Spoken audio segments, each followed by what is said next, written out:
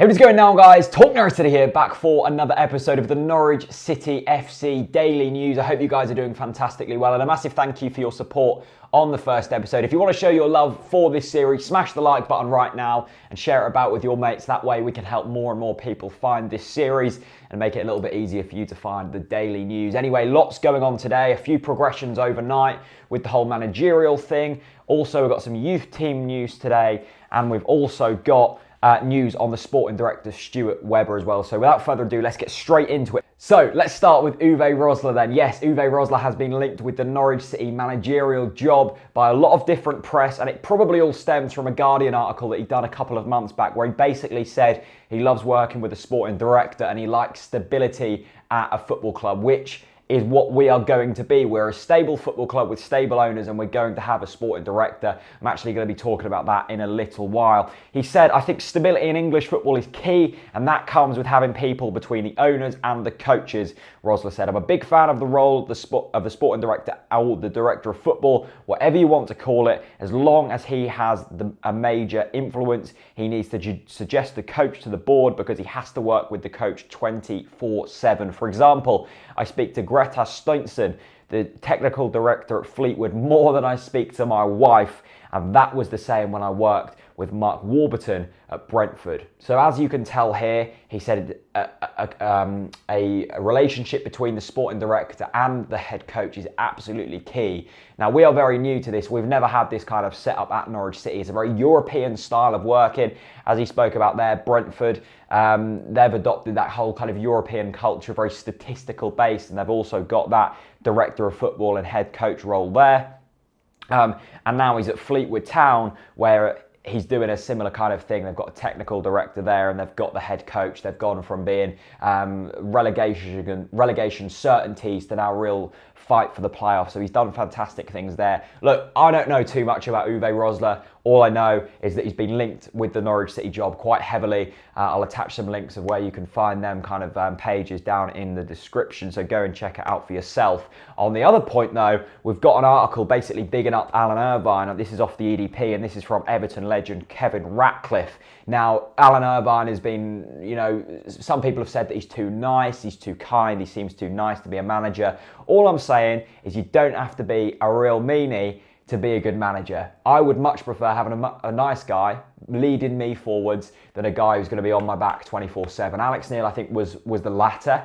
I'm sure he was a very fair man, but at the same time, I certainly wouldn't want to get on the wrong side of him. Same way as Alan Irvine, I wouldn't want to get on the wrong side of him, but I think Alan Irvine might be a little more kind of, relaxed. His approach would be a slightly more relaxed. But Kevin Ratcliffe, the Everton legend, has said, I think managers are good at putting on a front. He said, there is something behind there that you have to have a little bit of a streak in you. We used to call him the Flying Scotsman, the way he would run at defenders and would have a bit of a nasty streak to him on the pitch. He was a speedy winger with a fiery temper. He won't like them calling him Alan. He would rather they call him Boss. Now, first of all, I think all Scots have that slight fiery temper. We saw it with Alex Neil. I think it's just a Scottish trait. But I've been down to Colney and I've watched Norwich City train. This was when Alex Neil was still in charge, and I can assure you that Alan Irvine wasn't a nice guy, or certainly wasn't too laid back in his approach. He was on him all the while. He likes to be known as sort of a coach more than a manager, I think. He likes to be on the training pitch more than in the offices. And I think if Alan Irvine was to be made the head coach, which I can't see happening, but who knows, I think he'll certainly be here till the end of the season, then I think it would work for him to work under a sporting director because he wants to be out on the pitch 24/7. Let's get on to that sporting director we've been talking about then, and of course we've been linked with Stuart Webber, and it looks like it's going to happen. Michael Bailey said that it's pretty much a done deal and he's going to be coming to Norwich City, but then a few articles came up saying that Huddersfield are really trying to drive a hard bargain on him and they're not going to let him go too easily, which kind of put a few danger warnings out to me and said, are we going to pay the price? Are we going to pay the compensation do we want Stuart Webber? But the Midlands writer for the Press Association, Nick Masheter, has basically said that don't worry, Norwich City fans, he will be coming to Norwich City, but Huddersfield are playing a hardball over compensation, as is their right. It doesn't harm manager search in the long term. Nick Masheter then went on to say, don't pay a huge amount of attention to NCFC odds either. Things can change quickly, but Norwich City content with Alan Irvine for the time being, which I think is fair enough. I think we all know that we're content with Alan Irvine for a little bit longer. There's no rush. I hope that we are looking at possible managers out there, but at the same time, I don't want us to rush that decision because we've pretty much got nothing to play for this season. Finally, I want to end on the youth. We all love the youth. Glenn Middleton has been talking about the Premier League International semi-final against Sunderland, which is going to be taking place this Friday at Carrow Road. If we win that, we're into the final against Porto. We're going to be playing Sunderland in the semi-finals. This is a really big deal, actually. In the quarter-finals, we thrashed Dynamo Zagreb, who are a respected youth team in Europe. We beat them 6-0. We had the likes of Kyle Lafferty playing, admittedly. There was 2,500 people down at Carrow Road. Once again, it's free entry into Carrow Road, so if you're free on Friday night, get down there, support the boys. It's always good fun.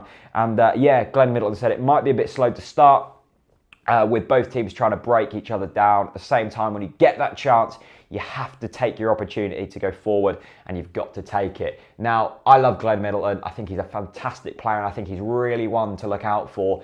I always get asked who are the youth players to look at the moment. For me, Glenn Middleton, Todd Cantwell, Aston Oxborough, players like that are the real players you want to be looking at in terms of breaking into the first team. And basically, they wanted to say it makes a huge difference, does the fans. You want to go out there and impress them, and it gives you a little bit extra. You want to show them how good you really are. Glenn Middleton has certainly showed us all how good he really is. He was scoring goals for Scotland in the week.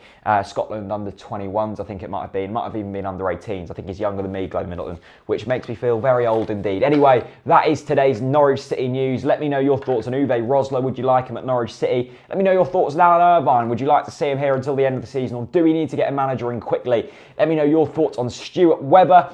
Are you excited to see a sporting director finally come in? And also, are you going to be at Carrow Road on Friday night supporting the youth team as they try and win the Premier League International Cup? At least get to the final anyway. Thanks very much for watching Norwich City News. Leave me your thoughts down in the comment section below. Also, I've got some Norwich City stickers on sale. We've got some Irish Messi ones, some Norwich on Tour ones, 1902 ones, and Norwich City FC stickers. Links in the description to go buy them. They're just £2.50, so an absolute Barry bargain. It helps the channel out big time as well. Thanks very much for watching, and I'll see you soon.